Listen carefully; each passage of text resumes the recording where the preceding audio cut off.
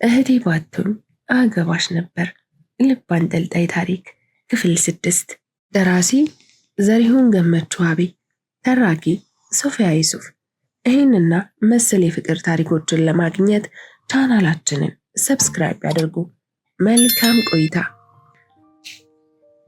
ግን የኛ ሀገር ዋና ችግር ምን ይመስልሻል? ድህነታችን መሆኑን አውቃለሁ። ቢሆንም እንደ ወታደር በሀገሪቱ ፍጹም ሰላም እንዳትሆን ዋናው እንቅፋት ምንድነው? ትክክል ነህ እኮ።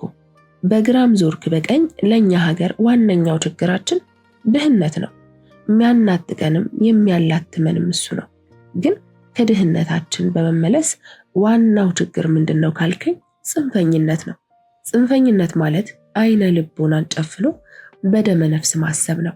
ያ ማለት በውድቅት ሌሊት የቤቱን መብራት ሁሉ አጥፍቶ የጠፋብንን መርፌ ለማግኘት የመዳከር ያህል ነው። ቀንቶህ መርፌኑ በዳበሳ መጨበጥ ብትችል እንኳ መወጋትህና መድማትህ አይቀርም። ጽንፈኝነት የራስን ፍላጎት፣ ጥቅምና ስሜት ብቻ መሰረት አድርጎ ብይን መስጠት፣ ለዛም ብይን ደምሳሽና ጨፍላቂ ውሳኔን መውሰድ ማለት ነው። አክራሪነት በብዙ ዘርፍ አለ። የብሔር አክራሪነት፣ የሃይማኖት አክራሪነት፣ የጾታ አክራሪነት፣ የፖለቲካ አክራሪነት፣ የሀገር አክራሪነት ወዘተ።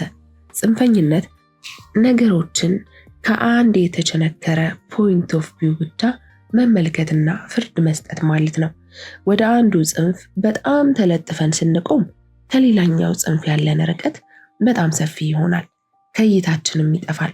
ጽንፈኞች መቼም የኛ ነገር የመጀመሪያው ይሁን፣ የኛ ነገር ይሰማ፣ የኛ ነገር ይቀመስ፣ የኛ ነገር ይበላ ባይ ናቸው። ማመቻቸት የሚባል ነገር ፈጽሞ አልተፈጠረባቸውም። የጋራ በሆነ ነገር ላይ ደግሞ የኔ ብቻ አይሰራም እና አንድ ወታደር የትኛውንም ሃይማኖት ተከታይ ብትሆን ችግር የለብኝም። የየትኛውም የፖለቲካ ፓርቲ አባል ብትሆን እኔን አይመለከተኝም። አህዳዊ ብትሆንም ፌዴራሊስት ብትሆን ግድ አይሰጠኝም።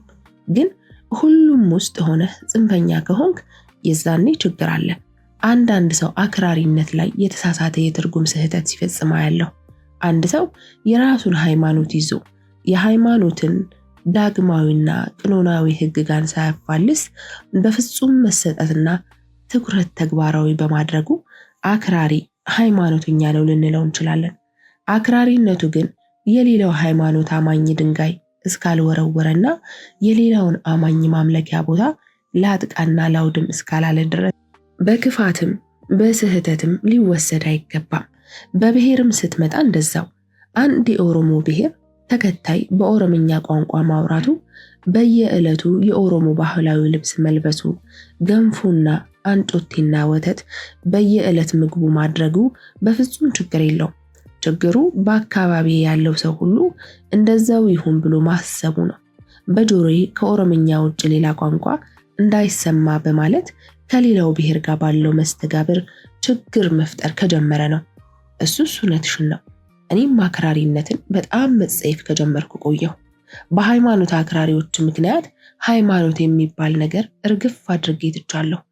በብሔር አክራሪዎች ምክንያት ለብሔር ያለኝ ትርጉምና ፍላጎት ተንጠፍጥፎ ባዶ ስለሆነ ብሔር አልባ አድርገውኛል።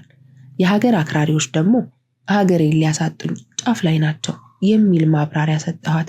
አየህ፣ ጥሩ ገልጸኸዋል።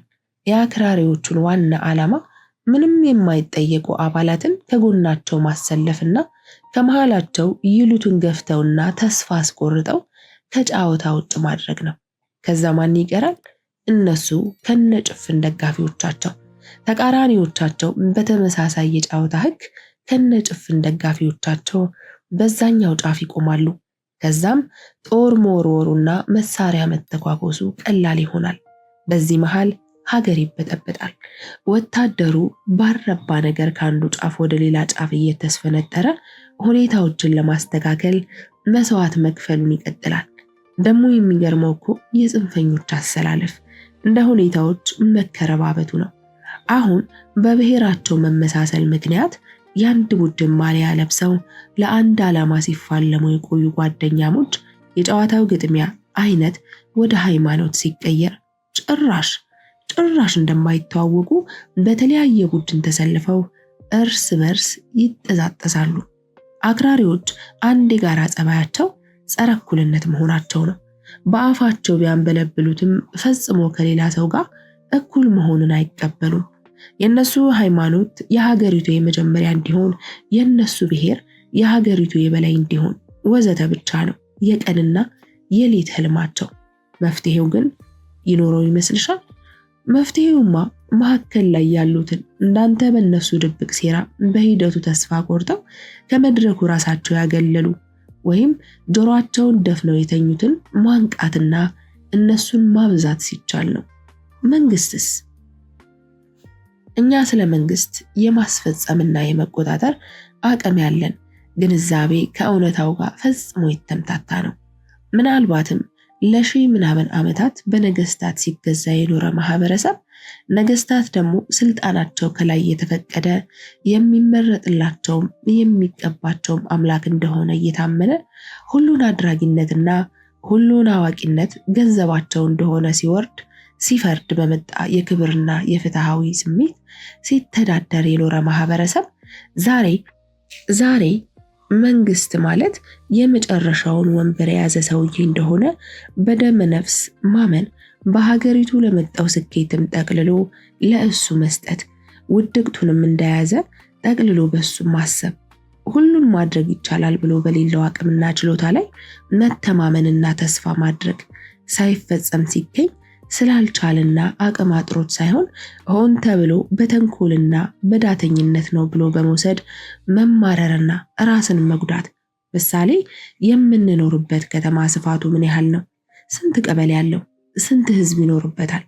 ያንን ህዝብ የየዕለት ደህንነት ለመጠበቅ ስንት ፖሊስ ጣቢያና ምን ያህል ፖሊስ አለ? በከተማዋ 50 የተለያየ በ10 ደቂቃ ልዩነት አደጋ ቢደርስና ፖሊስ ሪፖርት ቢደረግበት ስንቱ ጋር ከምን ያህል ጊዜ በኋላ መድረስ ይችላል? የተረኛ ፖሊስ እጥረት፣ የትራንስፖርት እጥረት፣ የተመደቡት ፖሊሶች ዳኝነት፣ የአደጋዎቹ ቦታ፣ ከንዑስ ፖሊስ ጣቢያ ያላቸው ርቀትና ጸጥታችንን የሚጠብቀው መንግስት ነው። ደህንነታችንን እያስከበረ ያለው መንግስት ነው አይደለም። እዚህ ላይ የመንግስት ቀጥተኛ ሚና ኢምንት ነው።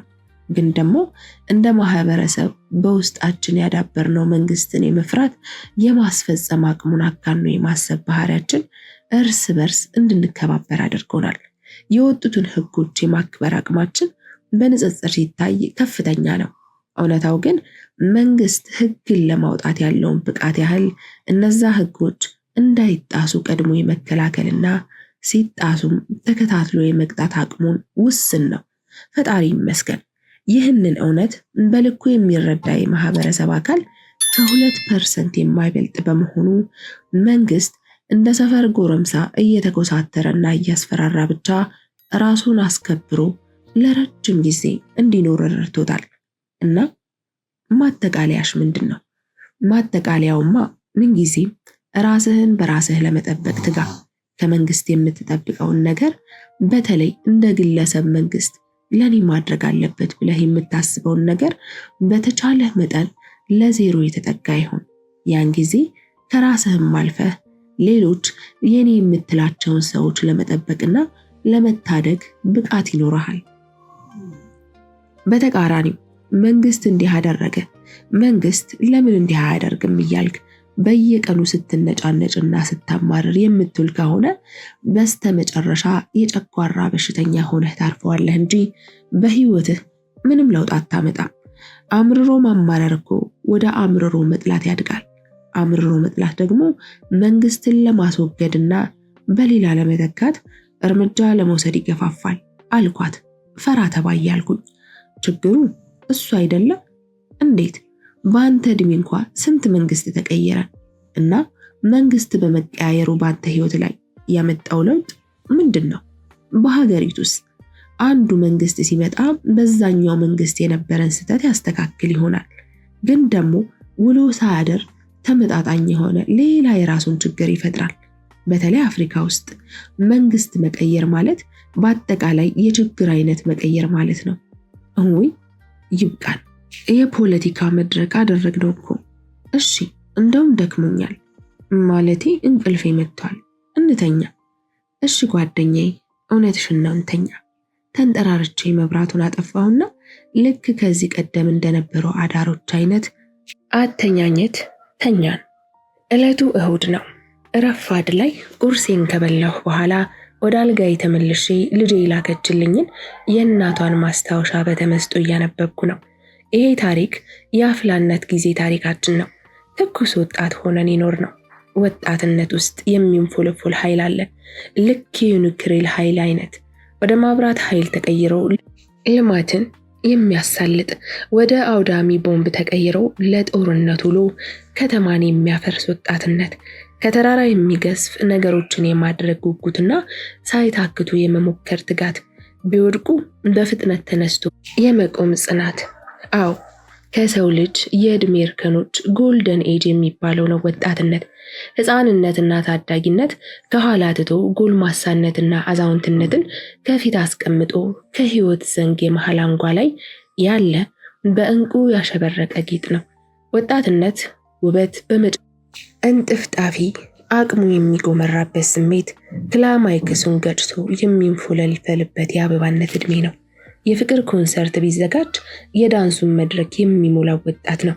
የጦርነት ነጋሪት ቢመታ ለማሰዋዕትነት ግር ብሎ የጦር ካምፑን የሚያጨናንቀው ወጣት ነው። አብዮት አስነስቶ ከተማውን በድንጋይ አጥሮ አስፓልቱን በጎማ ጭስ የሚያጥነው ወጣት ነው። በቃ ለድጋፍ ሰልፍ ቲሸርትና ኬፕ ገድግዶ ጎዳናውን በመፈክር በባንዲራ የሚያጣብበውም ያው ወጣት ነው። በቀደደለት ቦይስ የሚፈስ ማን ነው? ወጣት አይደለ? ቤተ እምነቱ የሚሻማው ቤተ መንግስቱም የሚያፈራው ያው ወጣት ነው። ወጣት ሆነህ ጥበብ ቀድሞ ከበራለህ ቤተ እምነትም ሆነ ቤተ መንግስት አያታልሉህም። ፖለቲከኛው በስሜትህ ጥባ ጥቤ አይጫወትብህም። አዎ የነቃህ ሆይ የነቃህ ትውልድ ሆይ ለራስህ ስትል አስብ። ለሱ ወደ ስልጣን ማማ መስፈንጠሪያ ስፕሪንጉ ለመሆን በምንም አይነት ሁኔታ ፍቃደኛ ልትሆን አትችልም። ግን ወጣትነት በብዙ ችኮላ ፋታ በማይሰጥ ጉጉት ስር ባልሰደደ ዕውቀትና ልምድ የሚጓዝ በመሆኑ ከስህተት ሊጸዳ አይችልም።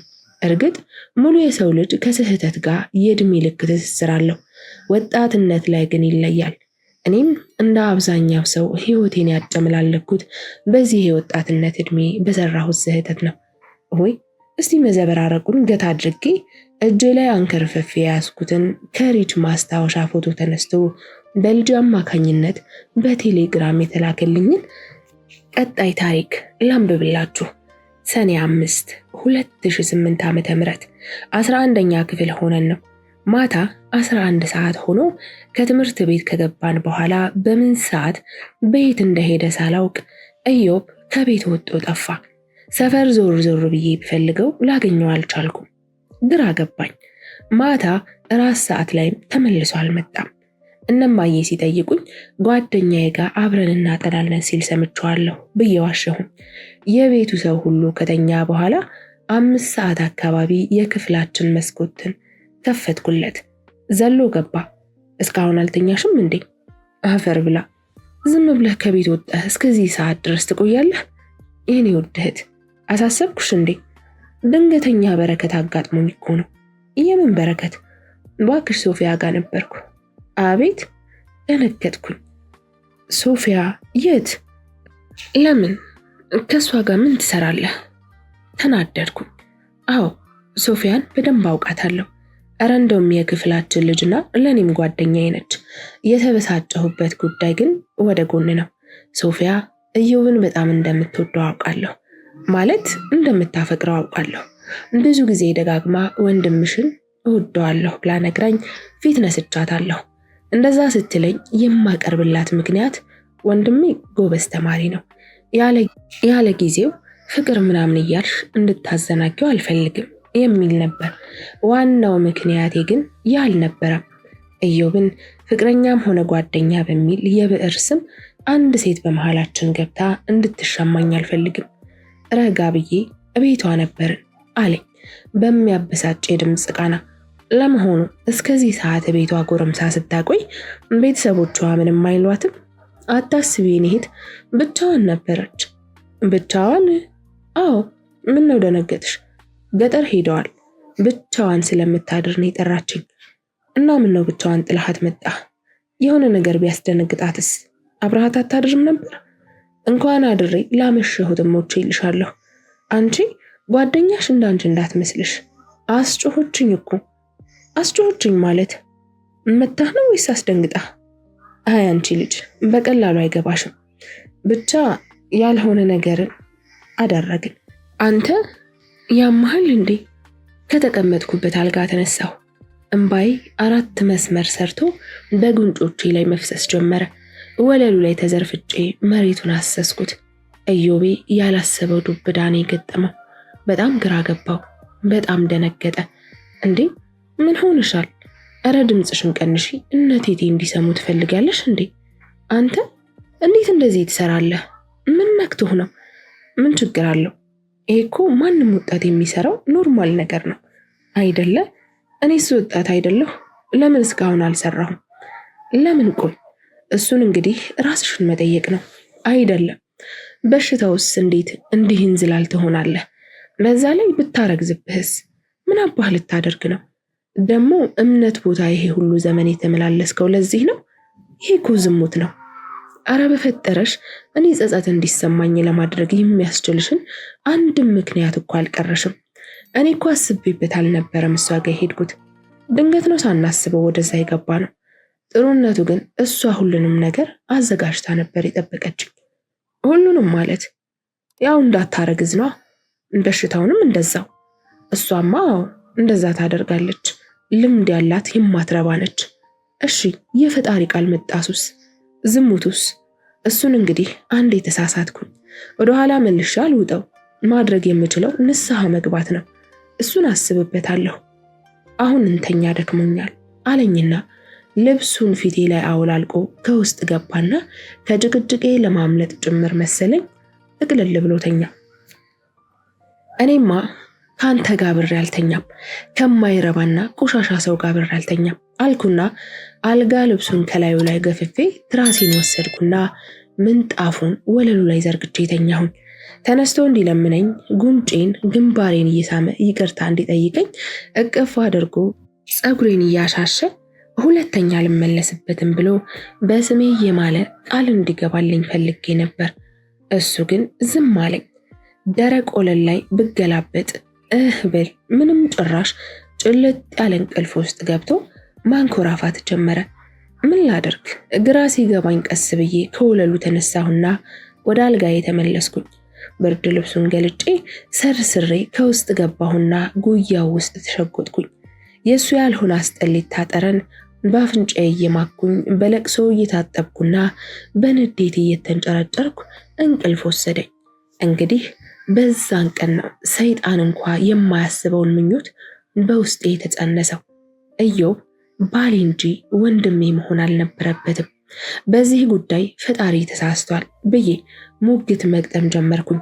ከዛን ቀን በኋላ ትምህርት ቤት ከኩዮቼ ጋር ጾታዊ ስለሆነ ጉዳይ በሹክሹክታ ስናወራ እነሱ ልባቸውን ስላስደነገጠው ወንድ ማንነት አንስተው ሲያወሩልኝ በእኔ ምናብ ድቅን ብሎ አቅሌን እስከምስት የሚያስጨንቀኝ የኢዮብ ምስልና ማንነት ሆነ። ከማንም ጋር ስሙን አንስቼ መናገር የማልችለው የውስጥ እምቅ ብሶት የሚጠዘጥዝ የብቻ ህመሜ።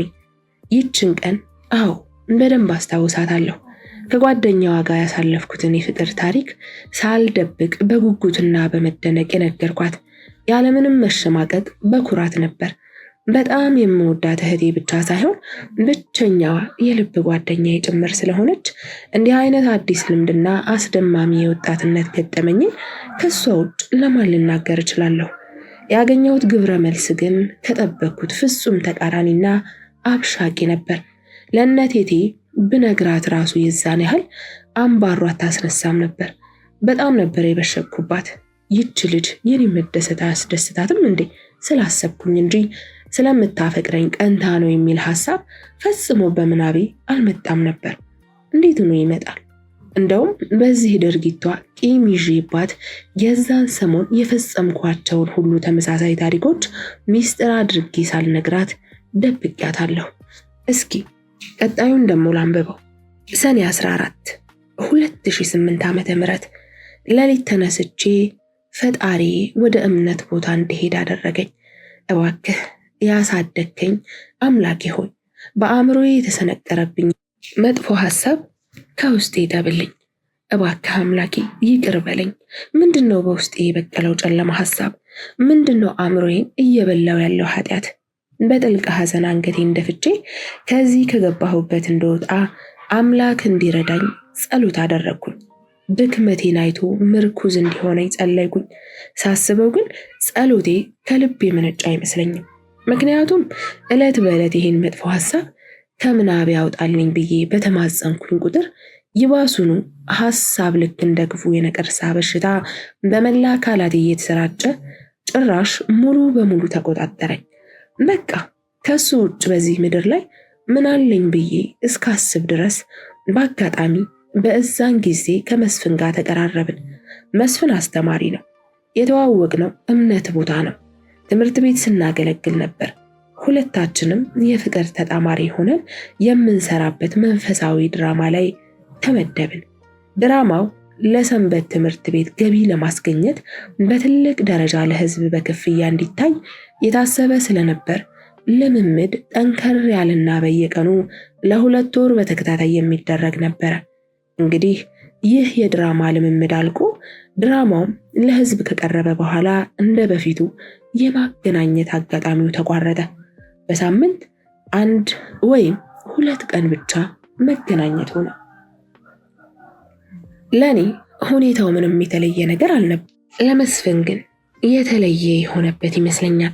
ከተለያየን በኋላ ናፍቆት ያስቸግረው እንደጀመር ደጋግሞ ነግሮኛል። እንዳፈቀረኝ እንደዛው እስኪደነግጥ ጮህኩበት፣ አለቀስኩኝ። በተገተረበት ጥዬው ወደ ቤት ገባሁ። እስቲ ምን እንደዛ ያደርገኛል? በጨዋ ደንብ ነው ወድጄሻለሁ ያለኝ። እኔም መመለሴ የሚገባኝ በተመሳሳይ መንገድ ነበር። በራሴም አፈርኩ፣ ተበሳጨሁም። አፍቅሬሻለሁ ሲለኝ ወዲያው በአእምሮዬ የመጣው ለዮብ ያለኝ ፍቅር ነው። ከሱ ጉያ መንጭቄ ልውሰድሽና የራሴ ላደርግሽ ያለኝ አድርጌ ነው የወሰድኩት። አሁን ግን ተረጋግቼ ሳስበው እሱ በእኔ ልብ ስለበቀለው ሰይጣናዊ ሐሳብ በምን መንገድ ሊያውቅ ይችላል? ቢያውቅማ እንኳን ለፍቅር ሊጠይቀኝ በጓደኝነትም ከጎኔ ሆኖ ለማውራት ያፍርብኝ ነበር። እንዲሁ በነገሩ ስብሰለሰል 1 ወር አሳለፍኩኝ። ድንገት ግን አንድ ነገር በአእምሮዬ ብልጭ አለልኝ። ለጸሎቴና ለለቅሶዬ ፈጣሪ የላክልኝ መልስ ቢሆንስ? ከዚህ በልቤ ከበቀለው ክፉ ሐሳብ ሾልኬ የማመልጥበት የድህነት መንገዴ ቢሆንስ? አዎ የመስፍኔን ጥያቄ መቀበል አለብኝ ስል ወዲያውኑ ወሰንኩኝ። ወዲያው አእምሮዬ ሪች ግን እኮ አታፈቅሪው ብሎ አስጠንቅቆኝ ወንድሜ ጋር ያልሆነ ነገር ውስጥ ገብቼ ዘላለሜ ስጸጸት ከመኖር ለጊዜውም ቢሆን የማላፈቅረውን ሰው አግብቼ እድሌን ልሞክር አልኩት። ከዛም ብዙም ጊዜ ሳላጠፋ ውሳኔን ለመስፍን ነገርኩት። ውሳኔን በደስታ ተቀብሎ ሽማግሌ ለቤተሰቦቼ ለመላክ ዝግጅት ጀመረ። ይህንን ጉዳይ ለኢዮቤ ነገርኩት። ትዝ ይለኛል። የዛን ቀን ማታ ነው። ክፍላችን ገብተን ልብሳችንን አወላለቅንና አልጋችን ላይ ወጠን ጋደም ካልን በኋላ ነበር። ኢዮቤ ወይ የሪች አንድ ነገር ልነግርህ ፈልጌ ነበር። ንገሪኛ፣ ቶሎ በእንቅልፍ ሳያሸንፈኝ። ማለቴ እንትን ምን ማለቴ ጨነቀኝ። እኔ ራሴ ውስጤ ያላመነበትን ነገር እንዴት አድርጌ በቀላሉ ልነግራው እችላለሁ? ሴትዮ ጤነኛ ነሽ? የሆነ በፍቅር ጠብ ያደረገሽን ወጣት የፍቅር ጥያቄ ልትጠይቂ እኮ ነው የምትመስይው። ላገባ ነው። አፈረጥኩት። ምን አልሽ? አልሰማሁሽም። ላገባ ነው። ማግባት ባል ማለትሽ ነው? ከተኛበት ተነሳና ቁጭ አለ። ወደ ታች አይኔን እያየ አፈጠጠብኝ። የፈራሁት ደረሰ አልኩ በውስጤ። ምን ነው ከ2 ወር በኋላ እኮ 18 ዓመት ይሞላኛል። እና 18 ዓመት ሞላሽ ማለት ለማግባት ብቁ ሆንሽ ማለት ነው? አዎ። ያምሻል እንዴ? ለመሆኑ ይሄ ባል ከየትኛው ፕላኔት ነው እንዲህ ድንገት ዱብ ያለው? ከዚሁ። ማን ነው ሰውየው? መስፍን። አውቀዋለሁ? አዎ ታውቀዋለህ። ሰንበት ትምህርት ቤት አስተማሪው መስፍን። እንዴ መስፍን ዘገየ እንዳይሆን። ክፍል 7 ይቀጥላል።